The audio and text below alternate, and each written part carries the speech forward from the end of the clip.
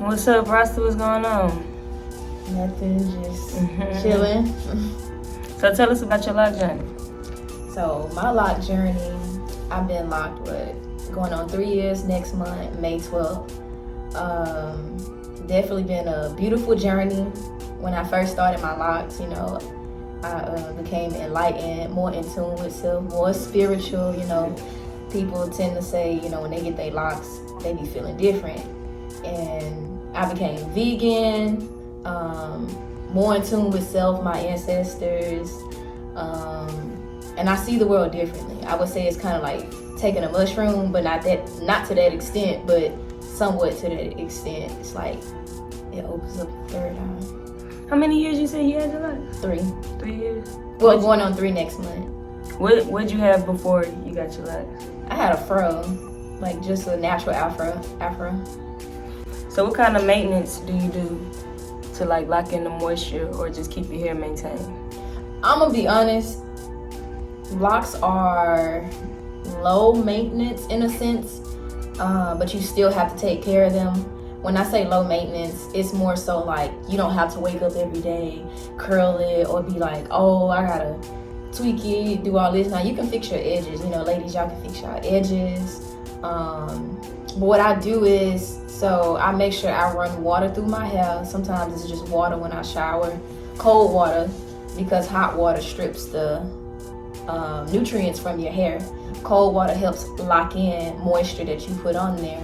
So you can use stuff like, I'm natural, like I make like my products myself. So one thing that I do use for deep conditioning is pure banana and avocado.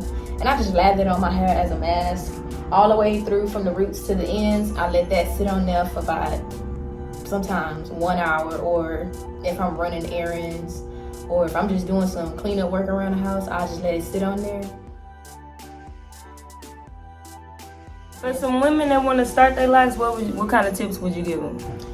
I would say don't start too small because, well, in my opinion, I didn't start too small because as your hair grow, your locks, they thin in a sense, not like thin like damaged, but they get smaller as they grow. And then ladies, don't ever think that you can't slap on a wig and get box braids, because you definitely can get box braids with them. I've seen many people, you got to go to the right stylist, right hairstylist. Make sure they braid, your locks down.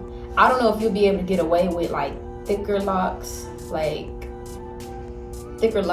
this size. Mine's in braids right now, but if your locks about this thick, you can try and get away, but you might have a little hump in your wig, so I wouldn't suggest that. But so to the ladies out there that want to get locks, but they don't, they scared that they can't wear their wigs or get their box braids, that's a myth.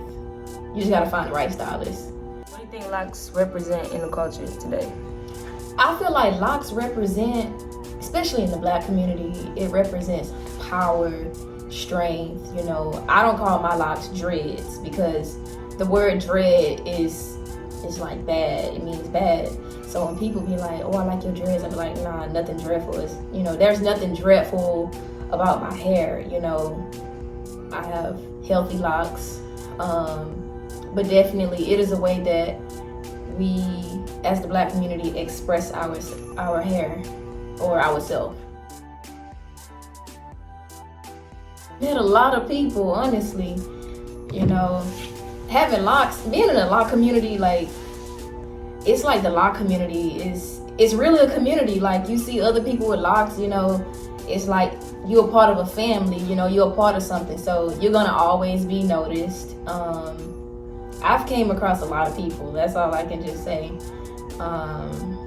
My stylist, Kimmy, and she been doing my hair since I first had them. I wait 8 months, won't go to nobody else but her. All right, man, appreciate it, right? Peace.